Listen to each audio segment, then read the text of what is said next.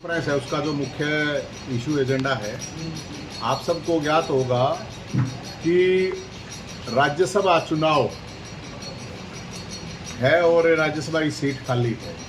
तो राज्यसभा चुनाव के लिए विपक्ष के पास कोई उम्मीदवार नहीं आया है अभी तक, और वो कह रहे हैं कि भाई हमारे पास कोई उम्मीदवार नहीं है। तो उसको लेके हमने राज्यसभा की दावेदारी की है, और वो दावेदारी इस आधार पे की है कि भाई पिछले करीब 10 साल से सरकार के खिलाफ विपक्ष का काम हमने करा है, लड़ाई लड़ी। चाहे फैमिली आईडी का मामला हो, बुढ़ापा पेंशन, विधवा पेंशन, विकलांग पेंशन का मामला हो, चाहे खेल कोटे का हो, चाहे बेरोजगारी का इशू था, सीटेट के लिए जो सीईटी के लिए बेरोजगारों की बरात निकालने की बात हो, चाहे प्रावर की ज़मीन का मामला हो, अलग अलग इशू पे, चाहे एसवाइल का मामला हो, हमने लड़ाई लड़ी है। सबसे ज़्यादा केस इस सरकार द्वारा अगर किए गए हैं तो मेरे ऊपर किए गए। सबसे ज़्यादा प्रोटेस्ट हमने किए हैं, लठ हमने खाए। तो विपक्ष से हमें ये उम्मीद करते हैं कि वो समर्थन करेंगे इस चीज़ के लिए, क्योंकि मैं पक्ष के पास तो नहीं जा सकता इस चीज़ को लेकर कि समर्थन दें। हालांकि उनके विधायकों से ज़रूर अपील करेंगे कि वो हमारे को समर्थन करें, लेकिन सबसे महत्वपूर्ण इसमें यही बात है कि जो लड़ाई हमने लड़ी है, और विपक्ष के पास हो सकता है उम्मीदवार पहलवान इसलिए ना हो कि भाई कोई ईडी सीडी सीबीआई से डरता हो, तो हम तो डरते नहीं हैं। ऑलरेडी इतने केस लगे हुए तो और लग जाएंगे। तो इसको लेके जो हमने नंबर जारी कर रहे हैं, हम पूरे 90 के 90 जितने 89 अभी विधायक हैं उनके नंबर भी जारी हमें कर रहे हैं। और ख़ासकर मैं आपको बताऊं कि ये कहा हमने तो कि भाई आप बेशक जो है इसका सर्वे करवा लीजिए। हमने तो कहा सर्वे करवा लीजिए, आप सर्वे करवा के अगर आपको लगता है ठीक नहीं है हम तो टाल हो जाएगी, मना हो जाएगी। और कोई भी पहलवान अभी तक सामने नहीं आया है। तो इसमें जो हमारे जितने भी विधायक हैं उनका नंबर हमने ये मैं आपको बता देता हूँ। जो ये सार्वजनिक नंबर हैं, और ये उनके किसी का पर्सनल नहीं, मतलब जो सार्वजनिक नंबर है सरकार की तरफ से जो मिले हुए हैं, ये सब के नंबर हैं। और ये आपके जो कुरुक्षेत्र हैं उनके नंबर हैं विधायक। ये आप एक बार फोटो भी ले लीजिए ताकि लोगों तक भी पहुंच जाएं। मेरा समर्थन करें ना करें, लोगों से ये अपील है कि वो अपनी समस्याओं को लेकर अपने गांव गली की, शहर कस्बे की, कहीं के भी है, वो ज़रूर इनको फ़ोन करें। ये लाडवा से मेवा सिंह जी हैं, 98 96 34 13 67 नंबर है इनका। शाहाबाद से रामकर्ण जी हैं, 94 165 14 737। थानेसर से सुभाष सुधा जी हैं, 92 157 51 665। पहवा से संदीप सिंह हैं, ये 85 69 92 22 32। इन लोगों को जनता अपनी समस्या लेके फ़ोन करे, क्योंकि हमारे पास भी बहुत फ़ोन आते हैं पूरे हरियाणा से अलग अलग इशू को लेके। तो मेरे लिए तो समर्थन मांगो ना मानो, अपनी जो मांग है, डिमांड है, समस्याएं हैं, उनके समाधान के लिए मेरी अपील है कि लोगों के पास हम तो ये नंबर भेज रहे हैं। और क्योंकि जो भी नेता वो सब यही कह रहे हैं कि बेचारा जाइंद बेचारा जाइंद, तो बेचारे जाइंद के ऊपर इतने केस जो लगे हैं वो शायद पूरे हरियाणा में किसी पे नहीं लगे। और ये बेचारा जाइंद लगातार 20-21 साल से लड़ाई लड़ रहा है। और ये जो आप घी देख रहे हो, मैं ये इसलिए आपको पता होगा कि वो पहलवान होते हैं, घी खाते हैं, लंगोटी घुमाते हैं। तो ये लंगोटी और घी हम इसलिए ले रहे हैं कि कोई भी किसी नेता के पास हो ना, कोई पहलवान है, संघर्ष का दंगल, संघर्ष के दंगल में कोई भी पहलवान हो तो वो बेशक अपने पहलवान को सामने उतार दे। हमने कोई समस्या नहीं है। लोगों के बीच में पूरे हरियाणा में सर्वे करवा लो, या कोई अपनी जगह पे जहाँ पे भी ठीक लगता है वहाँ अपना करवा लो। अब एक इशू और भी है। इशू ये है कि पूरे हरियाणा में हमें जाके लोगों से अपील कर रहे हैं, तो जो राज्यसभा का चुनाव है वो एक 90 विधायकों पे होता है, लेकिन हमारे एमएलसी भी हमारे देश में ही चुनाव होता है। हमारी ये भी मांग है कि हरियाणा के अंदर या कोई भी विधान राज्यसभा का चुनाव है तो उसमें चाहे पत्रकार हैं, वकील हैं, डॉक्टर्स हैं, प्रिंसिपल्स हैं, सरपंच हैं, पार्षद हैं, अलग अलग समाज का प्रतिनिधि करने वाले लोगों का भी इसमें भागीदारी होनी चाहिए, वोट होनी चाहिए। जैसे एमएलसी चुनाव होता है अलग अलग स्टेट में, इस तरह होती है। और हमारे को एक विधायक ने मैम से बलराज जी उन्होंने समर्थन दिया है, और कुछ विधायक हैं जो कह रहे हैं कि भाई हम मौका आने पर, समय आने पर देंगे। तो मैं लोगों से ये अपील कर रहा हूँ कि ये जो नंबर हम दे रहे हैं उसके ऊपर फ़ोन करके आप उनको कह सकते हैं कि भाई आप समर्थन दीजिए, या अपनी पार्टी को, अपने नेता को कहिए, या कोई मुकाबले में दूसरा पहलवान उतार दीजिए, उसमें भी हमें कोई समस्या नहीं है। तो जैसे आप लोग देखते होंगे कि एक हरियाणा के अंदर पिछले काफ़ी सालों से कुछ मुद्दे आते हैं और वो मुद्दे फिर ख़त्म हो जाते हैं, लुप्त हो जाते हैं, जो कि बहुत बड़े हैं। जैसे कि एसवाइल है, एसवाइल का जो इशू है, 70% जनता आज भी जहरीला पानी पी रही है हरियाणा की। और आज अभी मैं देख रहा था कि प्रेस कॉन्फ्रेंस कर रही थी आम आदमी पार्टी, और उसमें भगवत मान साहब कह रहे थे कि मेरी तो रिश्तेदारी, और शायद कुरुक्षेत्र के तो हैं ही बटे हुए, कुरुक्षेत्र के ही है मेरे ख्याल में, कुरुक्षेत्र के हैं तो हरियाणा के भी बटे हुए हो गए। अब भगवत मान साहब ऐसे बटे हुए हैं जो अपनी ससुराल को पानी भी नहीं पिलाना चाहते उसके हक का। और जो संजय सिंह हैं वो कह रहे थे कि हम ऐसे चुनाव लड़ेंगे, वैसे चुनाव, इस तरह कह रहे थे। वो जेल से जमानत पे आए हैं, शराब माफिया का काम किया उन्होंने, आरोप है उनके ऊपर कि शराब माफिया के रूप में। तो हो सकता है ठेकों पे नज़र हो और चीज़ों पे ना हो, शराब के ठेकों पे नज़र हो और किसी चीज़ पे नज़र हो, तो जो एसवाइल के ऊपर उनको जवाब देना चाहिए, जो सुप्रीम कोर्ट कह चुका है पूरी पार्टी के लिए। और यहाँ से हमारे गुप्ता जी चुनाव लड़े थे, वो कांग्रेस और ये मिलके लड़े थे। तो मेरी ये अपील है, वो चुनाव लड़ रहे हैं पूरी 90 की 90 विधानसभा सीटों पे, तो हरियाणा से कम गद्दारी वाली बातें तो ना करें, क्योंकि उन्होंने कहा था कि भाई हम पानी एक बूंद नहीं देंगे, मान साहब ने बोला।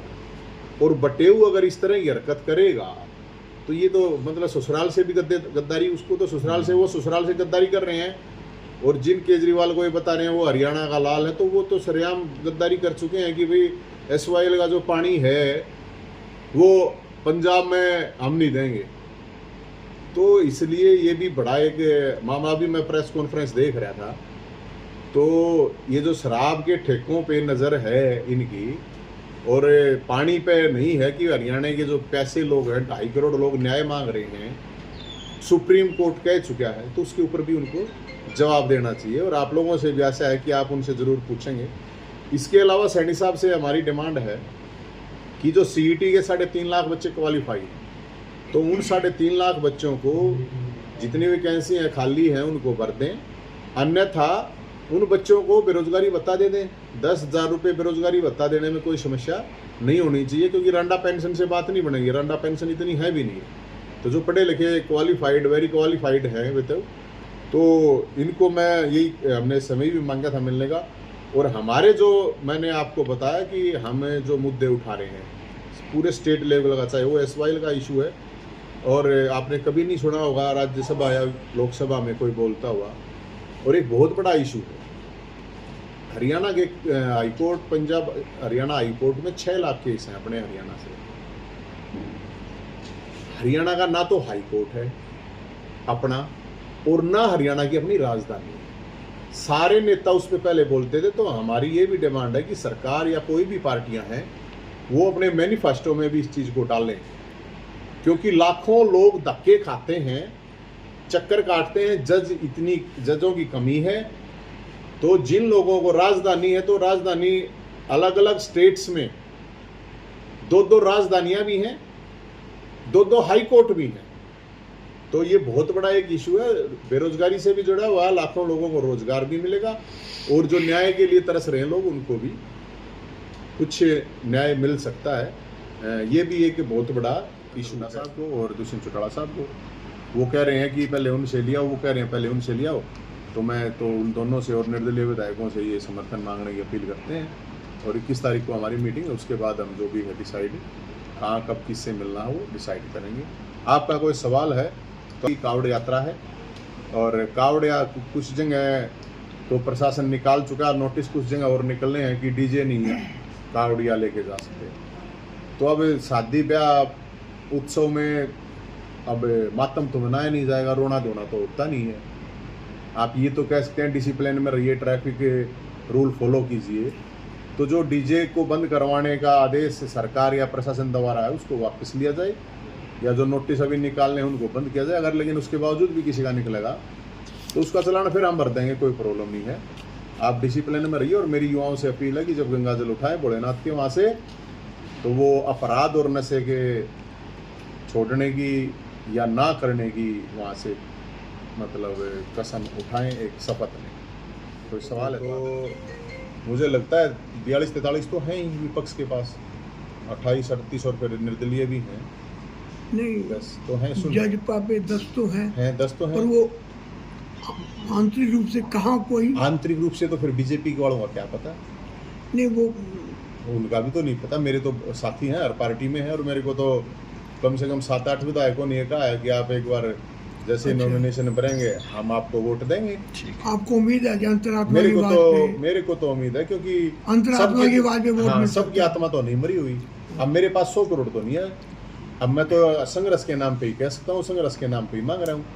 अब 100 करोड़ तो मैं कहाँ से दूंगा सर।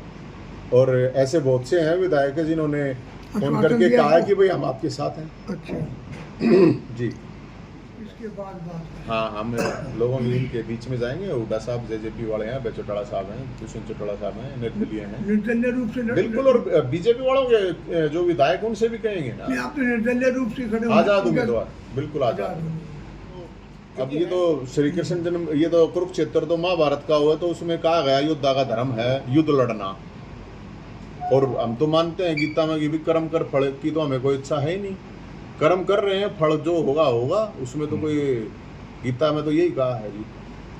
तो हम तो वही लड़ाई लड़ रहे हैं, और हम तो चैलेंज इसलिए कर रहे हैं कि किसी की हो इतनी वो कैपेसिटी कि भी हाँ मैं लड़ा हूँ इतने सालों में, तो वो बता दे। तो राजनीतिक दल से ऊपर उठकर आपको समर्थन मिलने को उम्मीद है? मेरे को तो पूरी उम्मीद है, क्योंकि अभी अंतरात्मा सबकी मरी नहीं है। ठीक है, बहुत लोग अंतरात्मा जिंदा है, अभी मान सम्मान स्वाभिमान के लोग बचे हुए हैं। ठीक है। इस पार्टी का इरादा होगा तो आप लोगों के पास जरूर आऊंगा मैं दोबारा, अच्छा, अभी कोई इरादा नहीं। आपको जरूर बताऊंगी।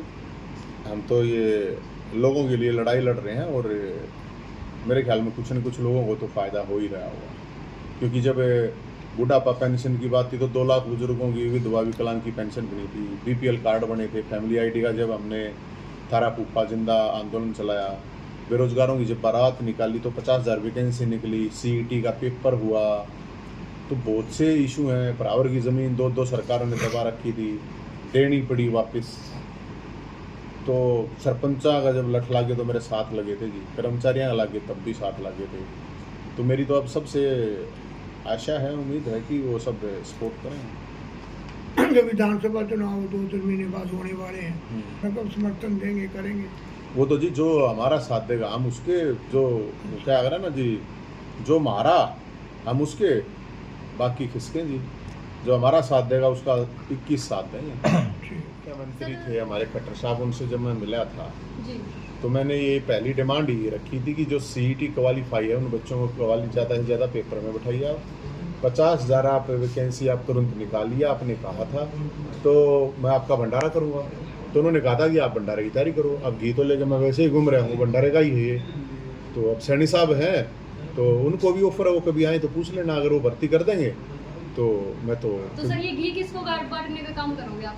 ये तो भंडारे का लेके घूम रहे हो जी। वैसे तो अभी दंगल के लिए है ये कि कोई पहलवान हो तो आ जाए। बाकी आप जब सैनी साहब आए, मुख्यमंत्री साहब, उनको आप कहिए कि भैया वैकेंसी हैं, आप भर दीजिए। मेरा तो कोई किसी के साथ में तो किसी पार्टी उससे तो मेरा लेना देना है नहीं भाई। अगर वो रोजगार दे देते हैं तो हमें क्या प्रॉब्लम, हमने तो घोषणा कर रखी है। अच्छी बात है, लेकिन वो मुझे लगता है कम है। उन्होंने कुछ सेलेक्ट किया है कि इस डिपार्टमेंट में मिलेगा। मुझे लगता है कि वो अक्रॉस डिपार्टमेंट, जिस तरह से आर्मी की जो होती हैं एक्स सर्विसमैन की वैकेंसीज होती हैं, वो हर डिपार्टमेंट में होती हैं। तो उसमें सेलेक्ट करने की जरूरत नहीं, उसमें भी डिपार्टमेंट में देते हैं। जैसे आर्मी वालों को मिलती है इक्विवेलेंट, उस तरह से दे सकते हैं। अग्निवीर जो योजना है, और कोई भी फौज में सिर्फ नौकरी के लिए, रोजगार के लिए नहीं जाता, वो एक जुनून भी होता है फौज। और अग्निवीर का तो मुझे लगता है कि अग्निवीर के साथ कुछ दिन सभी एमएलएज, एमपीज, और क्योंकि वैसे घूमने भी तो जाते हैं विदेश में भी, कुल्लू मनाली शिमला भी, मंसूरी जाते हैं, तो कुछ दिन वहाँ पे जाना चाहिए। अग्निवीर हैं या आर्मी के जवान हैं जो बॉर्डर पे हर आप देख रहे हैं रोज कोई ना कोई घटना हुई थी, ये वहाँ पे बलिदान हुआ, वहाँ पे हुआ। तो मुझे लगता है कि असली जो बात है वहाँ तभी पता चलेगी जब MLA MP अपने बच्चों को वहाँ पे 1 महीने के लिए भेज दें, 2 महीने के लिए भेज दें घूमने के लिए, खुद चले जाएं और जाके बात करें। वहाँ पता चलेगा कि हाँ भाई कैसी जॉब है, क्योंकि रिस्की जॉब है तो सरकार और समाज दोनों की जिम्मेदारी है ठीक है, कि वो उनको संभालें। ठीक है।